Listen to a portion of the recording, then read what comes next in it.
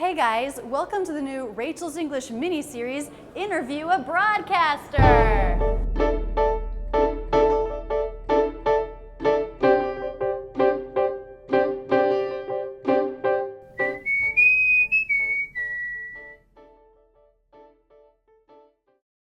Hey everyone, I'm here with REHEMA ELLIS.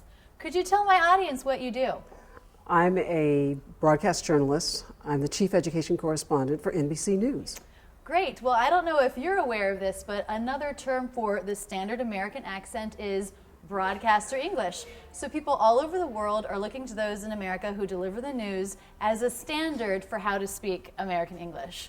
So I'm curious, where are you from? Did you have to change anything about the way you speak when you got interested in this field? Well, I was born in North Carolina, so they have a southern accent. I was raised in Boston, where they have a Boston accent, but I have neither. I'm not quite sure how that happened because both my parents did have southern accents. Interesting. But I don't. N''T contractions can be a real challenge for non-native speakers because native speakers don't release the T. We make an N sound and cut it short.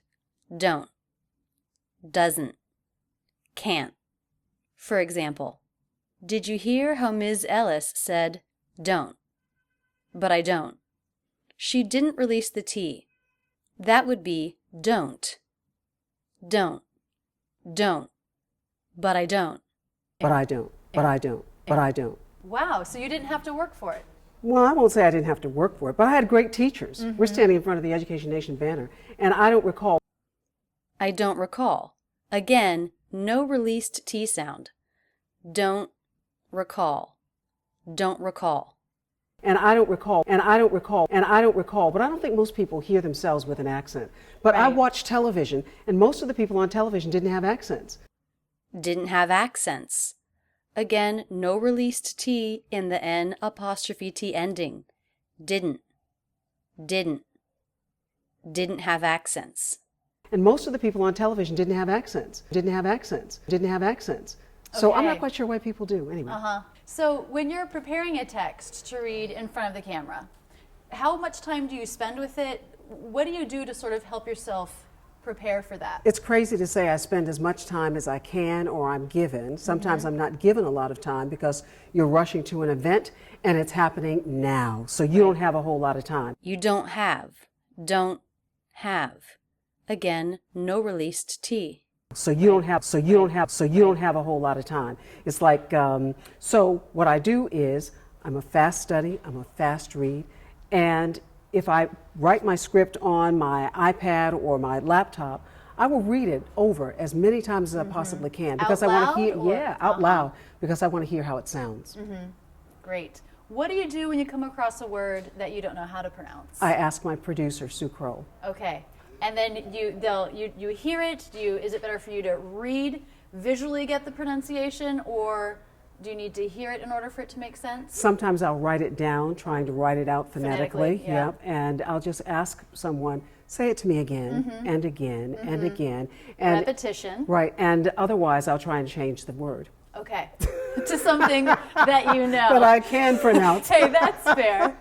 Are there any words in American English that you know are going to trip you up, that you have a problem with? It's a deadly word, but I can't say it. Can't say.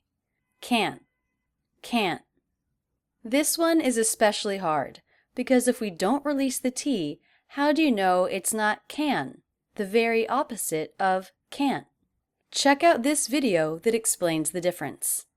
I can't say it. I can't say it. I can't say it. Posthumously. Oh yeah, that's a tough word. Avoid that word at all costs. And you don't have to say it that many.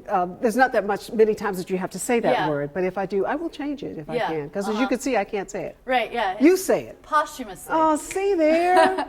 You know what? For the record, I'm pretty sure that's how you say it. I will look it up before editing the final cut of this video. Posthumously. A great vocabulary word. It means something that happens after one's death. So if someone is, for example, given an award after he or she has died, that award is given posthumously. Another example, if a book is published after the author dies, it is published posthumously.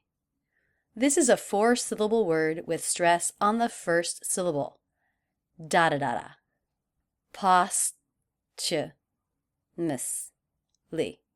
Posthumously.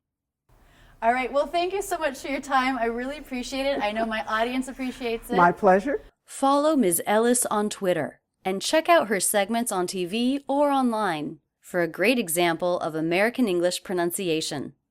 All right, guys, that's it. And thanks so much for using Rachel's English.